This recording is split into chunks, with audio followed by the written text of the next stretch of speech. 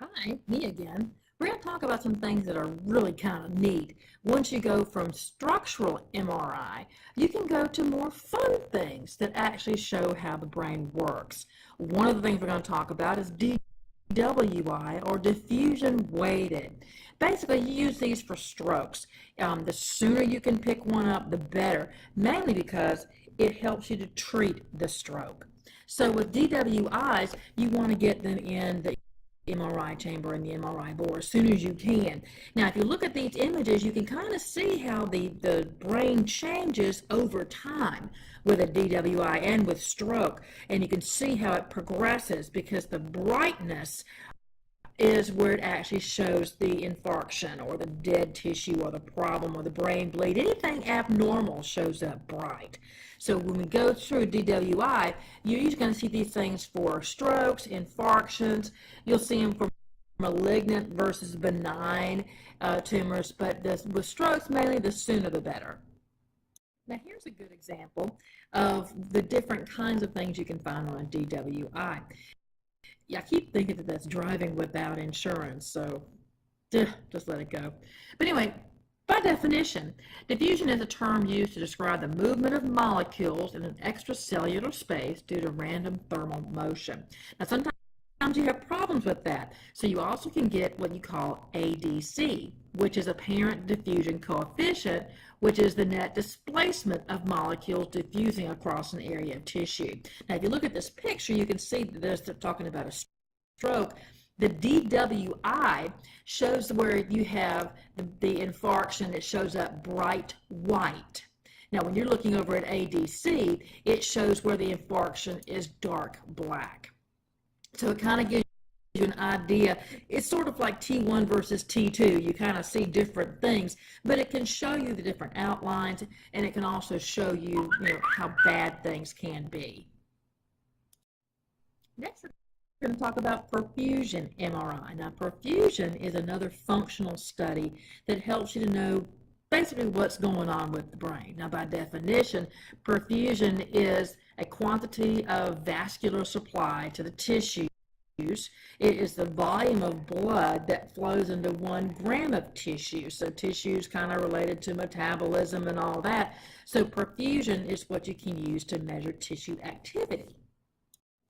And usually the thing they're most concerned about, well, not most, but sometimes concerned about, is tumors. So perfusion can be used to locate tumors. So if you look at the pictures that we have, you can see that the perfusion will show that there are big tumors over where it is blue. You can see that there's not as much activity on that one side.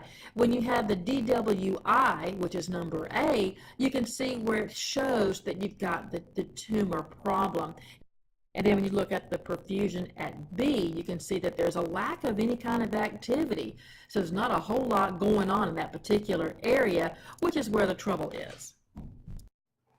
Now, something else that's interesting about perfusion is when it's dark, that shows that it's a stroke. When it's bright, that shows it's malignant. Now think back to what we just talked about. It's dark because there's no activity. Because of a stroke, the tissue has died. If you have a tumor, you've got a lot of activity because tumors typically are growing. So you're going to have a high activity and you're going to show it as bright.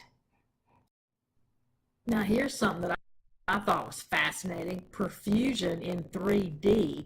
Now, wouldn't that help if they were trying to diagnose a tumor or how deep the infarction from a stroke went? Pretty darn neat, if you ask me.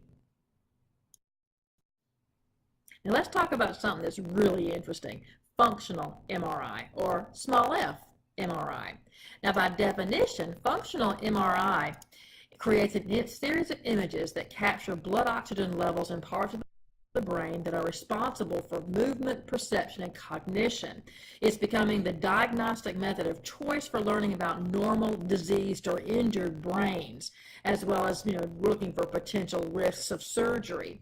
Think of it this way: if you were able to have an MRI to show if you're going to have Alzheimer's when you get older, or if the possibility of you having a stroke, basically what they do is they put you into the MRI machine and give you a keypad, and they stimulate you through either auditory, telling you to, press your ring finger 3 times or whatever, or stimulating through seeing something. And they monitor how your brain reacts.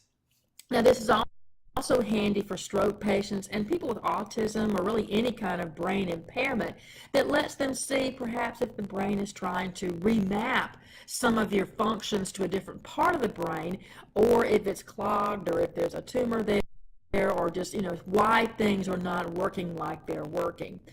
Pretty neat, just too cool.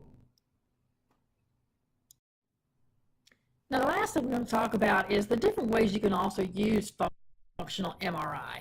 The top picture that you'll be looking at shows the phantom limb pain. Everybody talks about that, but can you really see it? Well, yes, you can. If you look at the one on the far left, it shows phantom limb pain that some amputees were feeling versus amputees without pain versus somebody who isn't an amputee. Look at the differences. How interesting is that? Then you look at the bottom picture and you see normal brains versus a schizophrenic brain. Now that's kind of scary, but it holds true. Normal brain, more activity. Schizophrenic brain, not so much. Still, just too cool.